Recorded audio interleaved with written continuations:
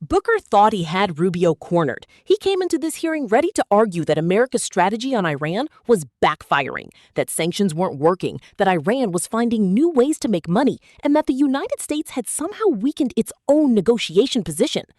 But Rubio wasn't having it. What followed was a heated clash over sanctions, oil revenue, military power, and one question that cuts right to the heart of America's foreign policy. Is Iran getting stronger? Or is it closer to collapse than the media wants you to believe? Because while Booker painted a picture of a regime gaining leverage, Rubio fired back with a completely different reality. A collapsing currency, massive inflation, lost military assets, a government struggling to pay its own workers. And by the end of the exchange, the two senators weren't just arguing about Iran. They were arguing about who Americans should believe. Let's break it down.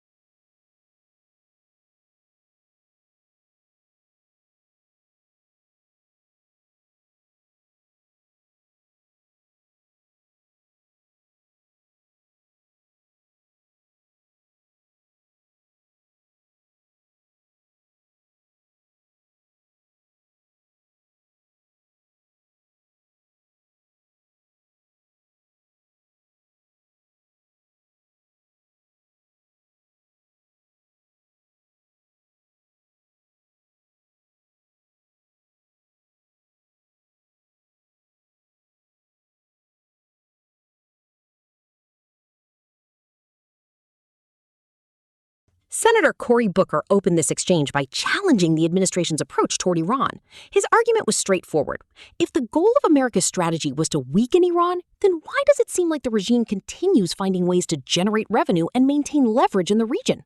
Booker pointed specifically to oil sales involving China and raised concerns that sanctions relief or future negotiations could end up putting billions of dollars back into Iran's hands. From his perspective, America had created a situation where Iran could still profit while ordinary Americans dealt with rising economic pressures at home.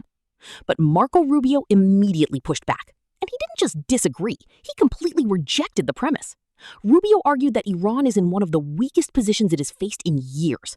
According to Rubio, Iran's economy is suffering from severe inflation, a collapsing currency, and enormous financial pressure. He claimed the regime is losing hundreds of millions of dollars in revenue and struggling under the weight of sanctions and economic isolation. Then Rubio went even further. He challenged the idea that Iran had somehow become stronger militarily. According to Rubio, Iran has lost significant portions of its military infrastructure, including elements of its defense industry, missile launching capabilities, and naval assets. His message was clear. This is not a country operating from a position of strength. It's a country trying to survive mounting pressure. But Booker wasn't convinced. He argued that regardless of Iran's internal struggles, the reality is that America still finds itself negotiating with a hostile regime years after promising that maximum pressure would force major concessions. Booker suggested that the continued instability in the region, combined with ongoing economic costs, raises serious questions about whether the strategy is delivering the results Americans were promised. And that's where the real disagreement emerged. Because this wasn't simply a debate about sanctions. It was a debate about how success should be measured. Booker focused on outcomes. If Iran remains a threat, continues funding proxies, and still has leverage in negotiations, then he believes the strategy deserves scrutiny. Rubio focused on pressure.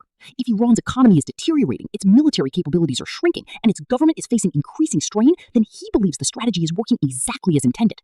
In many ways, both men were talking about the same situation while reaching completely different conclusions. One side sees a regime adapting and surviving. The other sees a regime weakening and running out of options. And that's why this exchange became so intense. Because the answer matters.